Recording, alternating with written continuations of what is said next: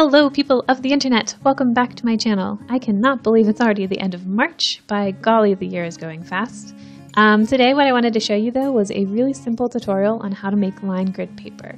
Someone had left a comment on my tutorial on how to make dot grid paper, which I'll leave a link to the description box below if you're interested in watching that. But someone had left a comment asking to do line grid paper, and I figured why not.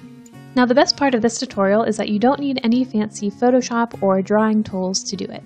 The method I'm going to show you can be done in any word processing program, so if you have Microsoft Word, that will be perfect. But if you don't and you're looking for a free alternative, you can use OpenOffice, which is what I'll be using in this video. Alrighty, so the very first thing we're going to do is create a new Word document. Now I find the default margins on the page to be a little large, so what I'm going to do is go to Format, Page, and change the margins down to 0.25 or 1/4 of an inch.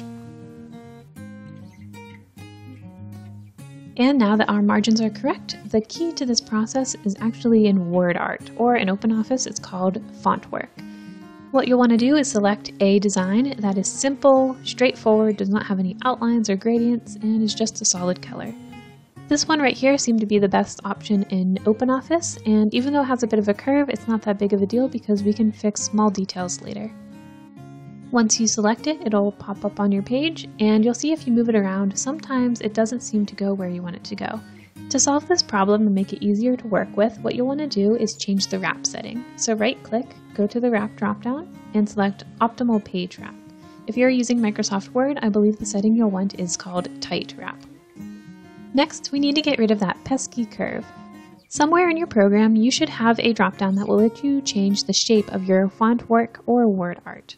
We're just going to choose the simple, straight across, rectangular, plain text option. Now it's time for the magic to happen. If you double click on your word art, you should be able to change the text.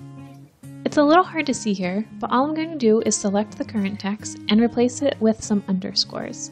I'm going to do an underscore, then hit enter for a new line, another underscore, new line, so on and so forth until I have a couple underscores on a new line. Now watch what happens when we click away and the word art is updated. Amazing, right? It's like magic.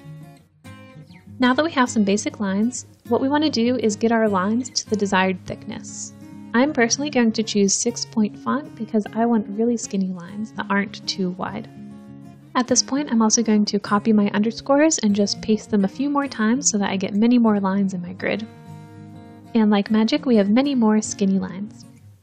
Now, what we want to do is just move our object to a corner of the page. Try to line it up with the margins, and then you can grab the handles and stretch it across the page.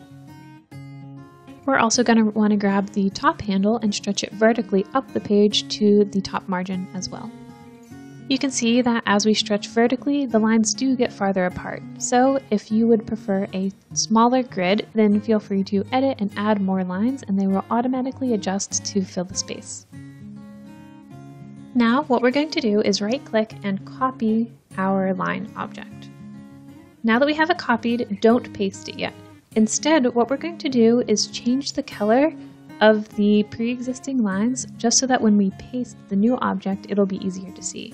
So I'm just changing the color of my current lines to red so that when I edit and paste my copy, now we'll be able to distinguish one set of lines from the other because they are a different color. Next, we need to rotate this new set of lines. So we're going to right-click and say Position and Size, go to the Rotation tab, and rotate it by 90 degrees. When you hit OK, as you would expect, we suddenly get grid paper. Now we need to adjust these new lines to the correct size because the width and the height of our paper is not perfectly square, so we need to make some adjustments. The first thing we want to do is double click and remove some of the underscores to make less lines in the same amount of space. Then we'll want to select the object and scale it down to the correct size and try to position it nicely on the page. Once you get the lines in the correct position, then you'll need to fine-tune the number of lines in your object until your boxes appear to be perfectly square. I could tell mine were a little squished looking. They were not quite as tall as they were wide, which means that I need more lines in order to make them more square. So I just added one underscore at a time until I found the perfect result. Once you get your lines looking the way you like, you're essentially finished. Now you'll probably want to change the lines back to a normal color, so I'm just changing both sets of lines to red. And whoops, you also want to make sure that you extend the bottom all the way down so your entire page is covered. And if we zoom out here, you can see that our page is covered in a beautiful line grid pattern. Now I actually recommend that you make your grids very pale in color, so I'm just going to change mine to a very light gray. You can actually select both groups of line objects by highlighting over both of the objects. Then of course just change the color and you're finished.